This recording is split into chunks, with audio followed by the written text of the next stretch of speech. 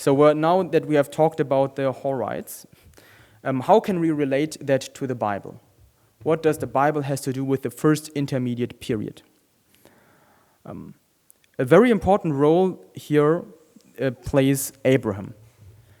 Abraham was born around 2160 BC, so when we calculate all that backwards from the dates that the Bible gives us. And when he was 75 years old, this was around 2100 BC, we see that it was exactly the time where Egypt was in the first intermediate period. And then we also see in Genesis chapter 12, verse 10, now there was a famine in the land, and the famine was severe. We see that around that time, when Abraham arrived, when he moved out of Ur over Haran to Canaan, we see when he was 75 years old, we see that he also was in a famine. So today we believe that exactly this time of Abraham was the first intermediate period where there was this big famine through which the old kingdom ceased to exist. And we see at 2100 around that, there was this Ur III dynasty. And this Ur III dynasty was really powerful. That means that Abraham left Ur when Ur was at its peak, when it was the most powerful. That meant that he left all securities behind to move in a region full of insecurities. So this whole region, Mesopotamia, Haran, where Abraham also stayed, this was a really flourishing region. But down there in Canaan, there was the famine. And then we need to imagine us when God called Abraham in Genesis 12:2. What a big decision it was for Abraham to follow God's call. Because from a human point of view, this is not rational at all. He could have just stayed in Ur or stayed in Haran and lived a secure life. But Abram made a clear decision to follow the call of God and accept the counsel of God in his heart. Abram also got God's great promise from Genesis chapter 12, verse 2. I will make you into a great nation, and I will bless you, and I will make your name great, and you will be a blessing. As we have seen from the previous slide, it was a very chaotic time with many wars and many people moving around. But in this chaotic first intermediate period, God exactly called one person, Abram, out of his old life in order to continue this salvation plan for all people on earth. And one person, Abraham, who followed this call of God and in this time moved from Ur to Haran to Canaan, was important so that the chosen people, the Israelites, the foundation, could be laid with Abraham. And God's history could be also written further even in this time. We see later that also this history of God was fulfilled, because in Matthew chapter 1, verse 1, we read that Abraham is indeed the stepfather of Jesus. And then we can also relate the first intermediate period and the Bible with regards to Esau. So for most people, Genesis chapter 36 is not that important because it is just a genealogy of Esau.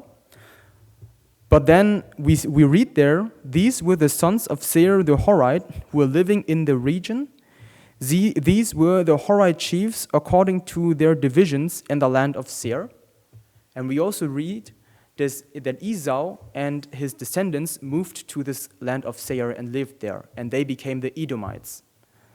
So we see that Esau and the Horites, or the Hurrians, were friends as they had kind of the same ancestry and lived in the same area. And this also makes sense because, as we saw in the previous slides about the Hurrian history, that it is very likely, as the Bible says, that around 2000 to 1900 BC, when Esau lived, the Horites already came to Canaan and lived there. So Bible history and Egyptian ancient history really makes sense.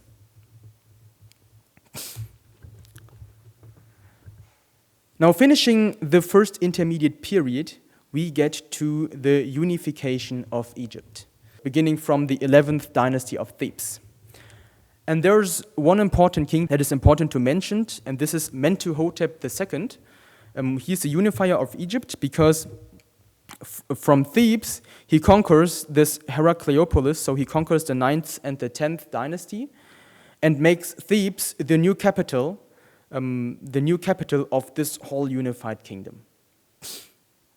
And then there's an interesting development. In the Old Kingdom, the main god was Ra, the sun god. So this is this guy here. But the god of Thebes, the main god of Thebes, was Amun. And now the rulers from Thebes, they rule over the whole Egyptian kingdoms. So they needed some form of legitimation in order to justify that it is right that they rule over the whole country. So what they did was they just unified Amun and Ra into a new god, Amun-Ra. So this Amun from the city-states of Thebes plus this Ra from the Old Kingdom was made the new main god of the Middle Kingdom, Amun-Ra. And Amun-Ra was then the new main god.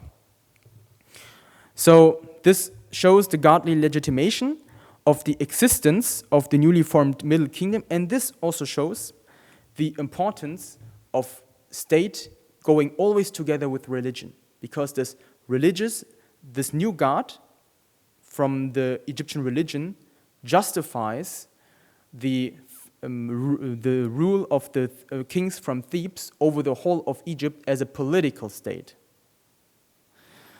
And in order to show to the people, okay, Amun-Ra is the new main god that you need to worship, they started to build the Karnak temple in the 11th and 12th dynasty. So what is the Karnak temple? The Karnak temple is one of the biggest temple complexes that we find in Egypt for Amun-Ra. And when we look at the map here, we see that it is a huge complex, and there are so many buildings because every king thought, it is during my lifetime, I need to please Amun-Ra, and it is my task to build one temple for Amun-Ra. And therefore, they expanded what the Mentuhotep began to build.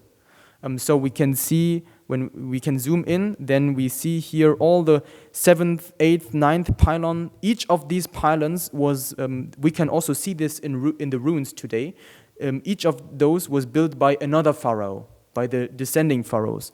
Or we can also look at here, Middle Kingdom sanctuary. Here, the temple of Ramesses II. This was the temple that Ramesses II built. Or the edifice of Taharqa. This was also from King Taharqa. Scarab of Amenhotep III. Bark shrine of Thutmose III. So each king that followed after Mentuhotep, he contributed to this building in order to please Amun-Ra. So this is a really important temple complex that when we study Egyptian history, that one should know and also visit this place when going to Egypt.